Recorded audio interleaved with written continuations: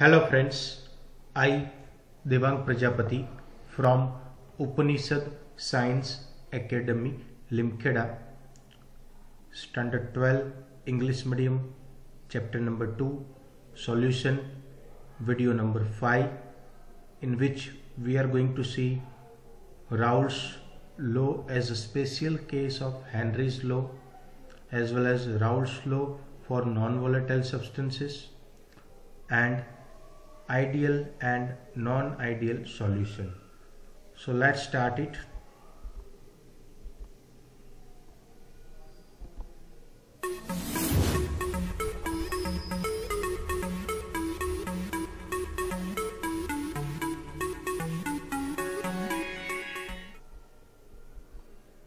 First of all, before starting the video, we'll see that in the last session what we have done it.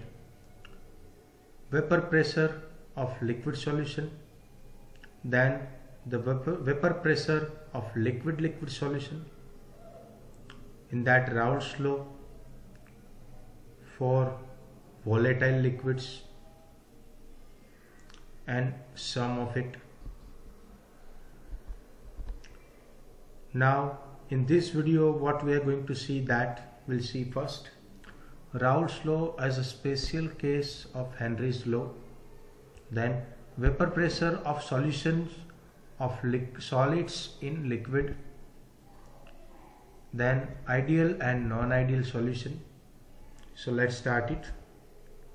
First, as you can see over here, Raoult's law as a special case of Henry's law. What is Raoult's law? According to the Raoult's law, the vapor pressure of volatile component in a given solution is given by Pi is equal to Xi into P0I. This is the general formula for Raoult's law for the volatile component. Volatile component means what? Which can convert into the vapor form. And even for the Raoult's law, you can see the diagram also for the pure solution plus solvent and pure solution.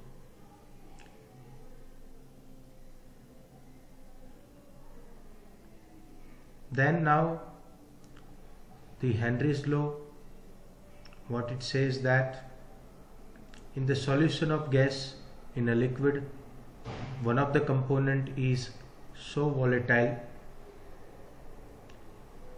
that it exists as a gas, and we have already seen that its solubility is given by the Henry's law, which states that P is equal to Kh into X, where P is partial pressure and X is the mole fraction of it. So overall, if you see it, then both the formula is quite similar, only the difference is for their own constant. In case of Raoult's law, it has its own constant. In case of the Henry's law, he has his own constant, that is Henry's constant. Otherwise, in both the cases, it is quite similar. Okay, if you compare it then. So this is what the Raoult's law as a special case of the Henry's law. Then vapor pressure of solutions of solid in liquids. Another important class of the solution consists of solids dissolved in liquid. For example, sodium chloride, glucose, urea and sugarcane in water, whereas iodine and sulfur will be dissolved in carbon disulfide. So some physical properties of these solutions are quite different from those of the pure solvents. For example, that is the vapor pressure.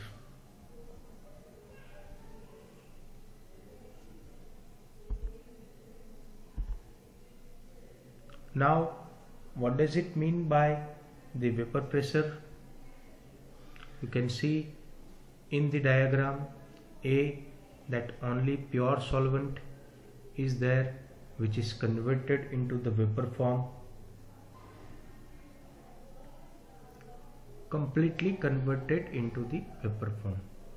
Whereas in diagram B, if you'll see, it has two particles, means solvent and solute.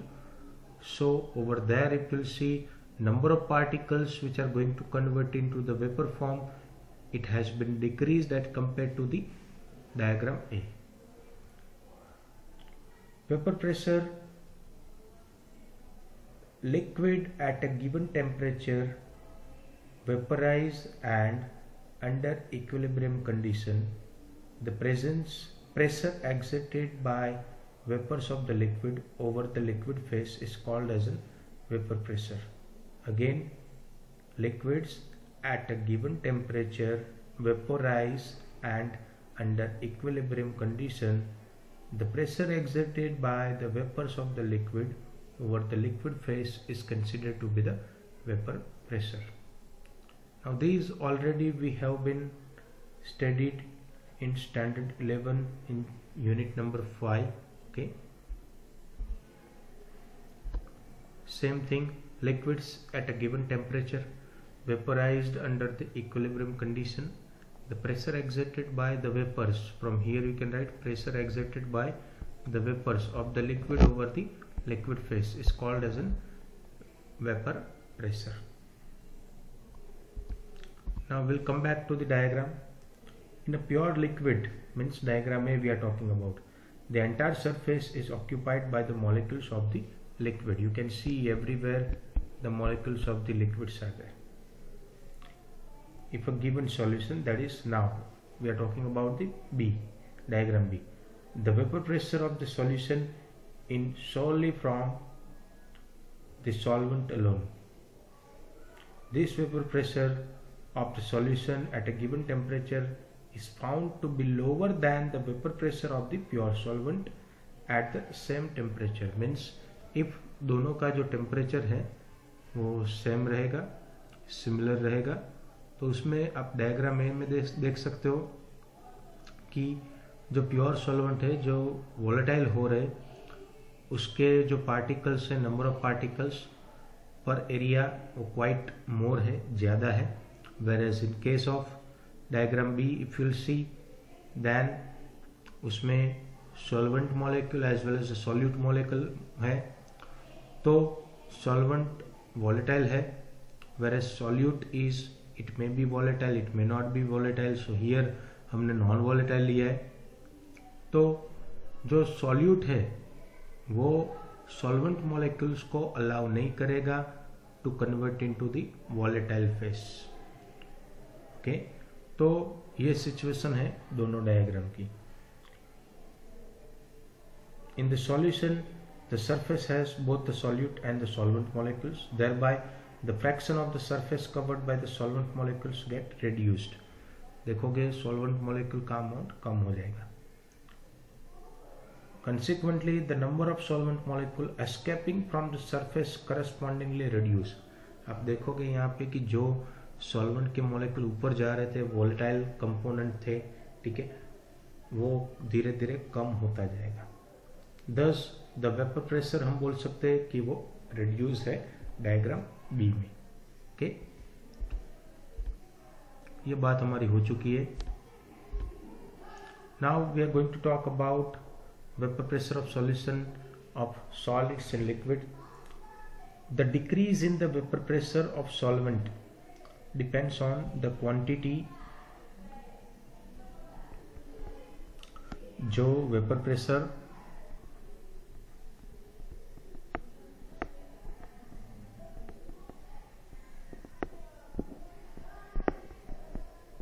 कम होता जा रहा है, okay, vapour pressure जितना भी कम होता जा रहा है वो कितना डिक्रीज होगा,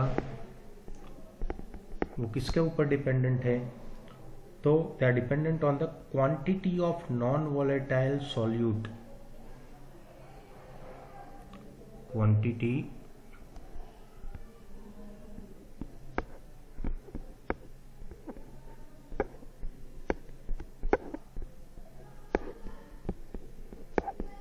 of non-volatile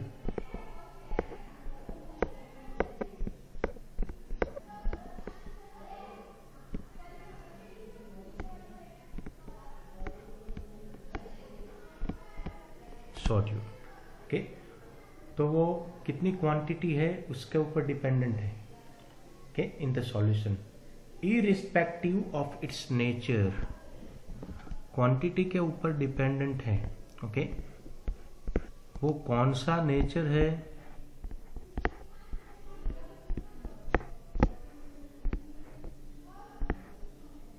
उसके ऊपर वो डिपेंडेंट नहीं है। ओके, ये एक चीज हमें ध्यान में रखनी है। कैसे, तो उसका हम एग्जाम्पल देखेंगे अभी।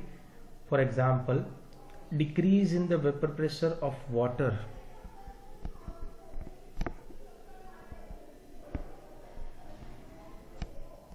वाटर जो है उनका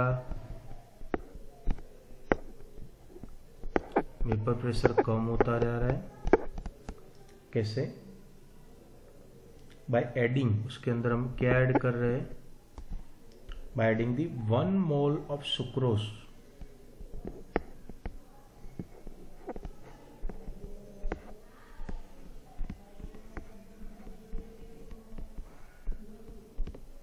टू 1 kg ऑफ वाटर। तो जो पानी का जो वेपर प्रेशर रहेगा वो डिक्रीज हो जाएगा। ठीक है, ऐसे ही और एक दूसरा हम एग्जांपल लेंगे, adding of 1 mole of urea to the same quantity of water at the same temperature.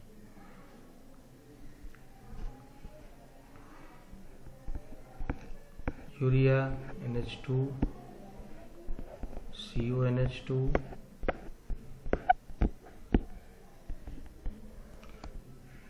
अब 1 मोल ले रहे हो, इसमें ऐड करोगे same quantity of water means 1 kg of water.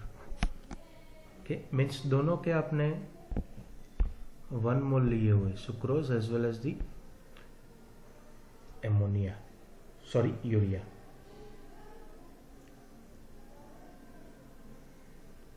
तो दोनों का जो वेपर प्रेशर पानी का जो डिक्रीज हो रहा है,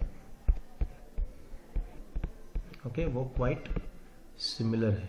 ठीक है, तो मतलब कि क्वांटिटी के ऊपर डिपेंडेंट है, ओके, नेचर के ऊपर डिपेंडेंट नहीं है। ठीक है, सो अगर आपने 1 मोल दोनों के लिए हुए हैं, फिर आप सुक्रोज ले रहे हो या फिर यूरिया ले रहे हो, ठीक है, पानी का क्वांटिटी सेम ले रहे हो, तो यही केस में दोनों का जो वेपर प्रेशर डिक्रीज होने वाला है, ओके, वो कितना है, क्वाइट सिमिलर। तो यह है example. Okay, then Raoult's law in general form we can state as, for any solution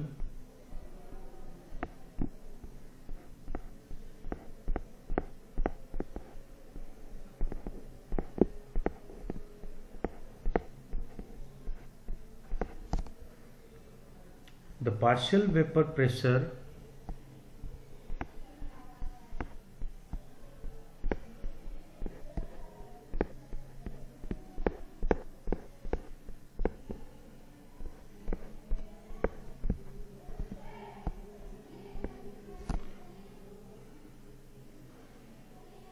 of each volatile component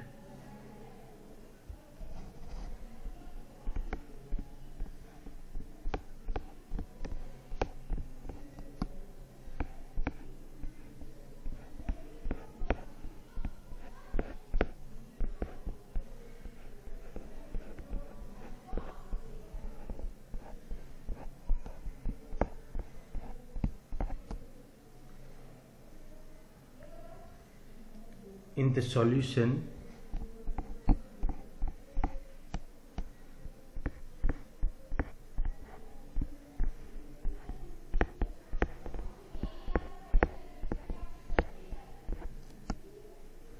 is directly proportional to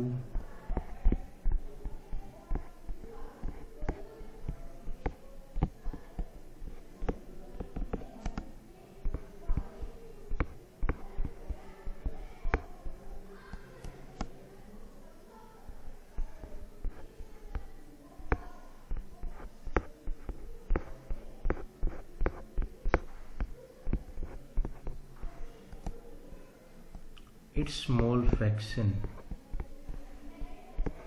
that is x. okay, so simple बोल सकते हैं partial pressure is P proportional to mole fraction is x. okay,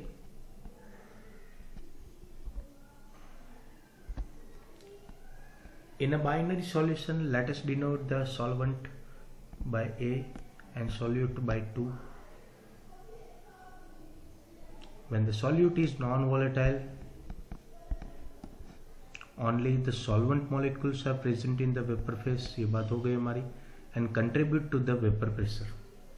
यानी vapour pressure को contribute करने वाला सिर्फ क्या है हमारे पास, सॉल्वेंट, क्योंकि सॉल्यूट हमारा नॉन वोलेटाइल है.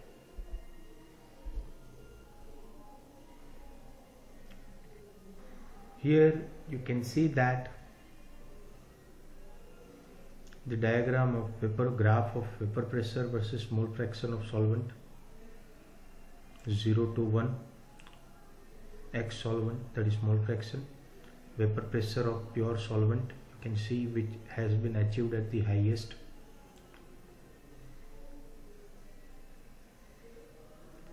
The proportionality constant is equal to the vapor pressure of pure solvent, means P0, 1. A plot between the vapor pressure and the mole fraction of the solvent, you can see over here, it is in the linear form. okay,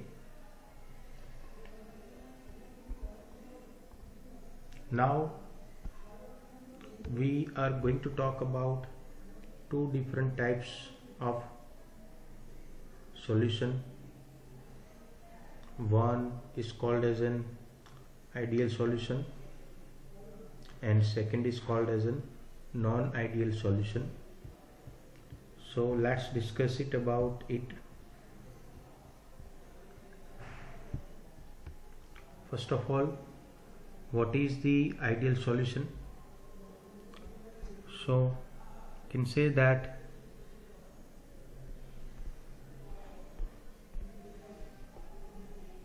an ideal solution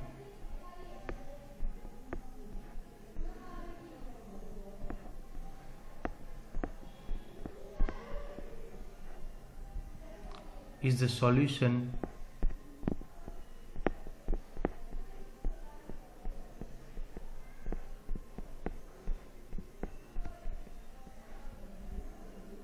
in which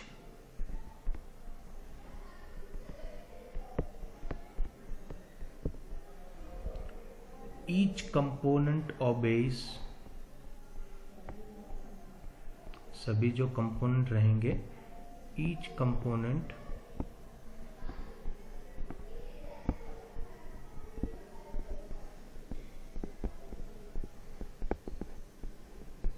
obeys Raoult's law.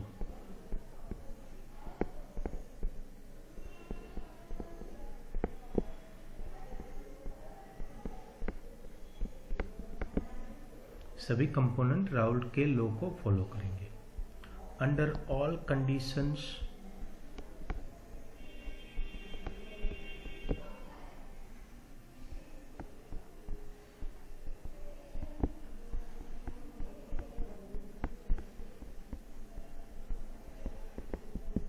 of temperature and concentrations.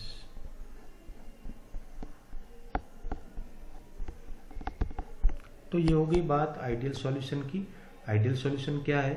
वो solution है भाई जो जिसके सभी component Raoult के law को ओबे करें. ठीक है. Now the properties of ideal solutions.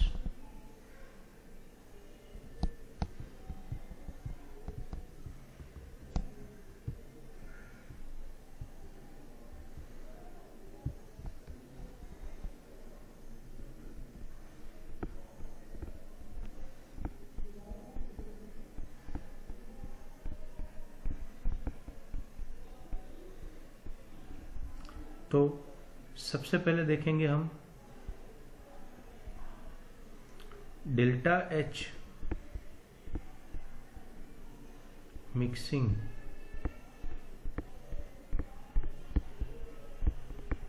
यानी चेंज ऑफ एंथैल्पी जब दोनों सॉल्यूशन के सभी कंपोनेंट मिक्स हुए उनकी वैल्यू रहेगी 0। एंड दूसरा पॉइंट हम देखें तो delta V of mixing change in volume वो भी रहेगा 0। ओके, फिर हम देखते हैं third property इंटरमोलेक्युलर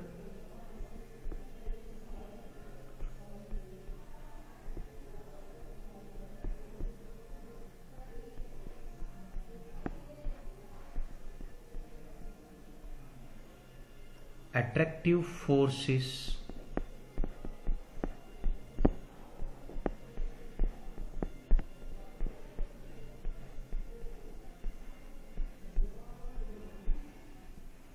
between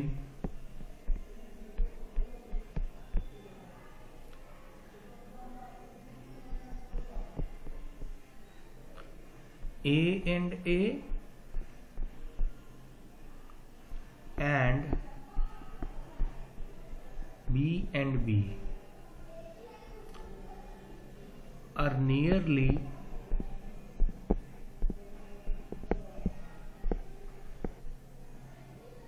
equal to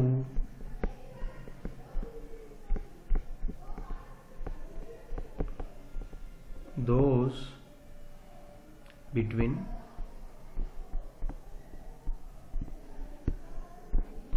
A and B। क्या? A and B,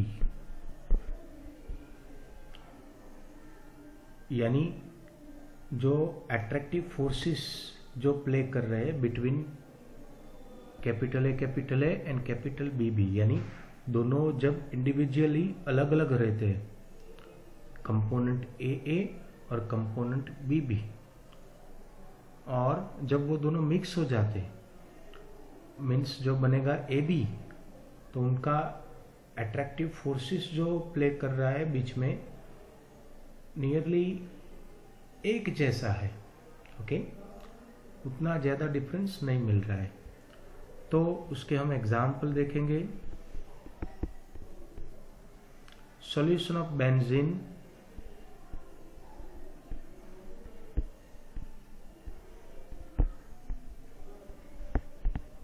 and toluene,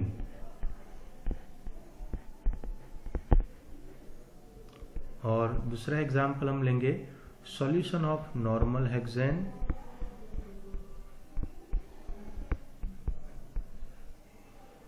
and with normal heptane. Okay, तो ये बात हो गई भाई आइडियल सॉल्यूशन के बारे में। ठीक है, अभी हम बात करेंगे आगे नॉन आइडियल सॉल्यूशन के बारे में। तो चलिए वो देखते हैं कि नॉन आइडियल सॉल्यूशन क्या है। बहुत सिंपल है तरीका एक्सप्लेन करने का, वो भी आगे जो हम पढ़े वही है। मैंने सॉल्यूशन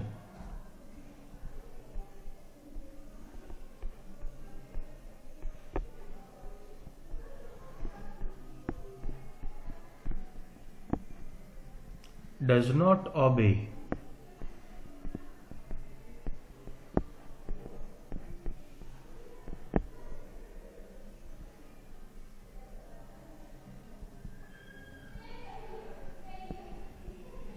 किसको? तो क्या भाई Raoult's law.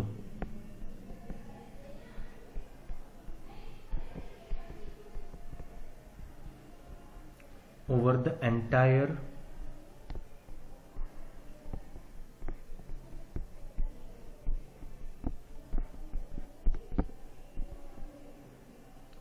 range of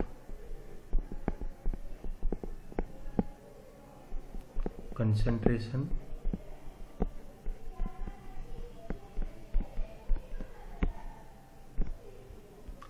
then it is considered to be the non-ideal solution. जो राउल्ट के लॉ को फॉलो नहीं कर रहा है, ऐसे सॉल्यूशन को हम नॉन आइडियल सॉल्यूशन बोलने वाले हैं। अभी इसके पास जो नॉन आइडियल सॉल्यूशन है उसमें दो चीजें ऑब्जर्व हो रही है, एक एक करके हम देखेंगे। सबसे पहले सॉल्यूशंस जो those who are showing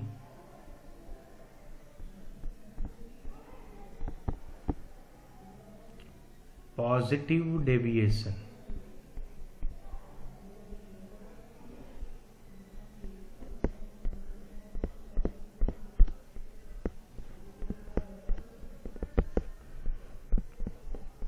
from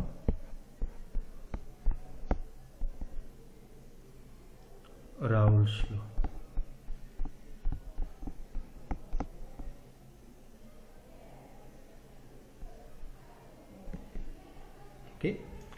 तो चलिए सबसे पहले वो देखते हैं कि जो सॉल्यूशन पॉजिटिव डेविएशन दिखाते हैं, तो इसमें सॉल्वेंट सॉल्यूट लेंगे हम।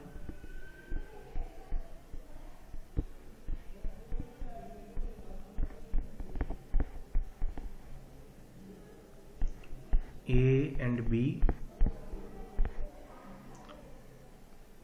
टाइप रहेगा उनका, दोनों अलग अलग है। Type of force is weaker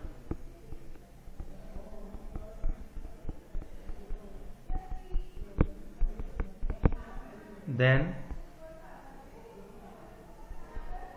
solute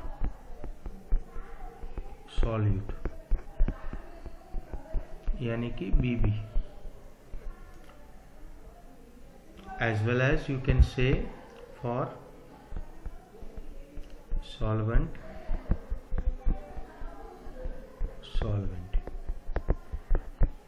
that is A। मतलब क्या हुआ कि जब वो मिक्स करके हम सॉल्यूशन बना रहे हैं उनका सॉल्वेंट सॉल्यूट का AB टाइप, ठीक है, तो उसमें जो उनका फोर्स रहता है वो वीक हो जाता है कि जब वो अकेले रहते हैं solute BB as well as solvent AA, तब वो स्ट्रॉन्ग रहता है। Okay,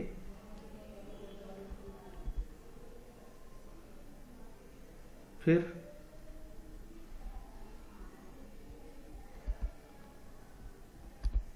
okay, the vapour pressure is higher than predicted by the law. जो वेपर प्रेशर रहेगा वो तो हाई रहेगा।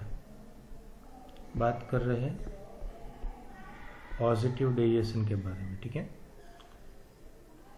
और डेल्टा H मिक्सिंग जो है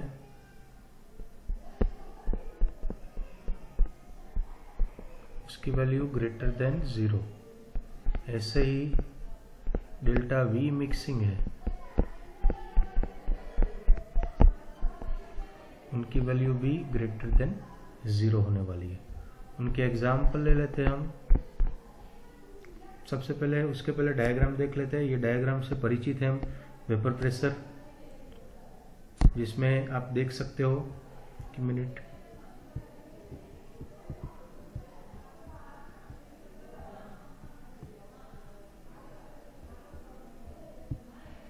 ये देखो, ये जो था हमारा वो पूरा राउल्ट्स लॉ के बारे में थे।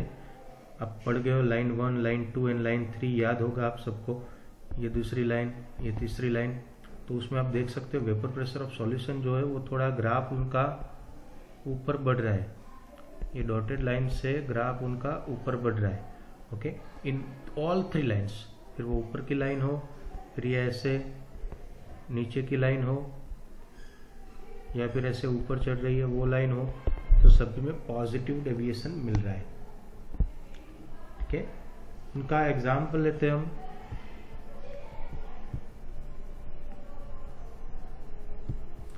तो एग्जाम्पल में है हमारे पास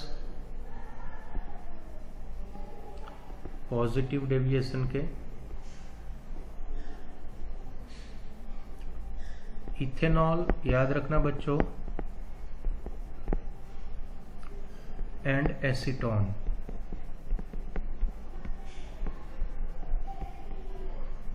एंड दूसरा एग्जाम्पल है कार्बन डाइसल्फाइड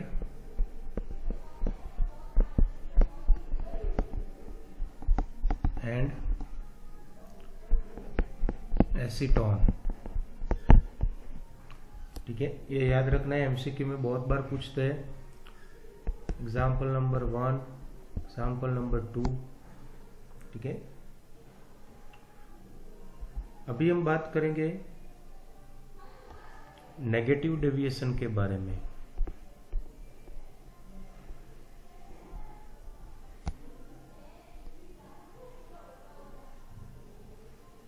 तो सबसे पहले नेगेटिव डेविएशन में हम देखें कौन से सॉल्यूशन नेगेटिव डेविएशन दिखाते हैं, उसके एग्जाम्पल बाद में देखेंगे और उसका एक्सप्लेनेशन देख लेते हैं पहले।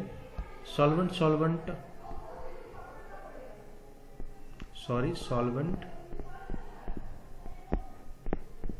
और सॉल्यूट लेंगे पहले हम। तो उसमें ए बी टाइप यानी कि mixer. Type of force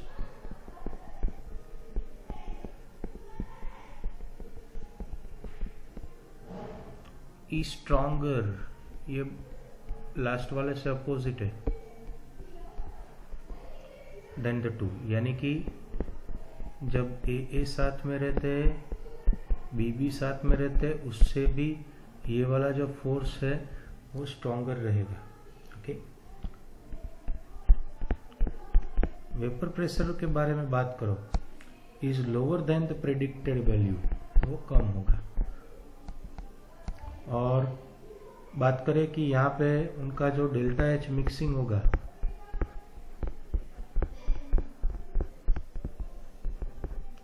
that is less than 0, और ऐसे ही उनका डेल्टा वी मिक्सिंग है,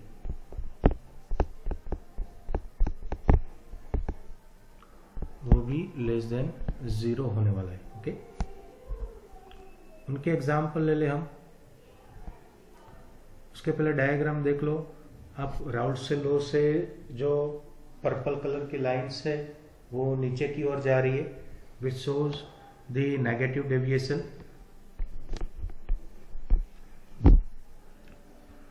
फॉर एग्जाम्पल, अभी इसके एग्जाम्पल लेंगे हम, फिनॉल एंड एनिलीन।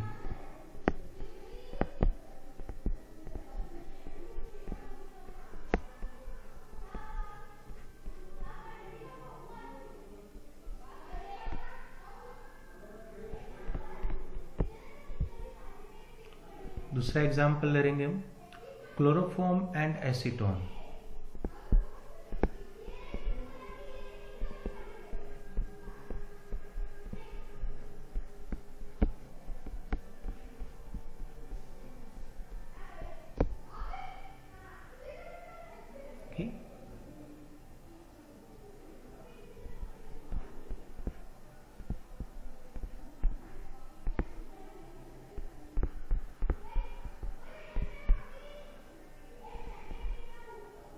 ये हो गया एसीटोन CH3COCH3, और हम यहाँ बनाएंगे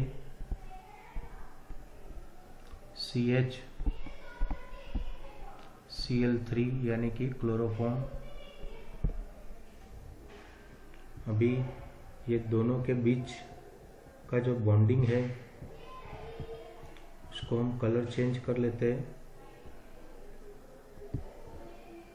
वो देखो ऐसे डॉटेड लाइन से हमने रिप्रेजेंट किया है। ओके, तो ये है नॉन आइडियल सॉल्यूशन। अभी हम बात करेंगे एजियोट्रॉप्स। एजियोट्रॉप्स क्या है?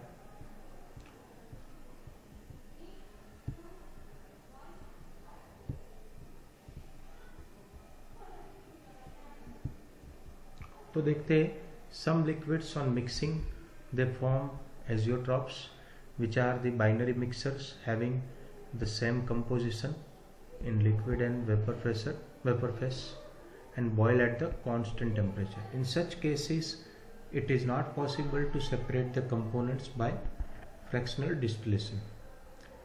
There are two types of such azeotrophs. One is called as a minimum boiling azeotroph and second is called as a maximum boiling azeotroph. The solution which show large positive deviation, जो ज़्यादा positive deviation देगा from the Raoult's law, form minimum boiling azeotroph at a specific composition. ज़्यादा deviation, minimum positive deviation, minimum boiling azeotroph. ज़्यादा positive deviation देगा तो minimum boiling azeotrope बनेगा. Okay, दोनों opposite एक दूसरे के. फॉर एग्जांपल याद रखना है, ethanol water mixer obtained by the fermentation of sugar on fractional distillation gives the solution containing approximately, याद रखना है, 95% by volume of ethanol. यानी 95% इथेनॉल होगा और रिमेनिंग 5% में कौन आ जाएगा? पानी. Once this composition known as an azeotroph composition has been achieved, the liquid and vapor have the same composition and no further separation will occur. यानी दो एक दूसरे में से सेपरेट होने वाले नहीं है. Okay, the solution that show the negative deviation, large negative deviation of Raoult's law, जो large positive deviation दे रहा था वो minimum boiling एजियोट्रॉप बन रहा था. जो large negative deviation from the Raoult's law दे रहा है वो मैक्सिमम बॉइलिंग एजियोट्रॉप बनने वाला है. ठीक है, उनके एग्जांपल देखेंगे. Nitric acid and the water is an example of this case of azeotrope. This azeotrope has the approximate composition, याद रखना है, 68% of nitric acid and 32% water by mass with the boiling point of 393.5 kelvin. So will be keeping till here. कुछ भी doubt हो तो comment box में जाके comment कर सकते हो बच्चों. ठीक है, अभी नेक्स्ट वीडियो यानी वीडियो नंबर 6 में हम कोलिगेटिव प्रॉपर्टीज के बारे में बात करने वाले हैं, जिसमें relative lowering of vapour pressure as well as the elevation of boiling point, उनके कुछ सम्स देखेंगे. साथ में डिप्रेशन ऑफ फ्रीजिंग पॉइंट, उनके भी सम्स देखने वाले हैं. तो नेक्स्ट सेशन को देखना मत भूलिएगा दोस्तों. ठीक है, बाय बाय.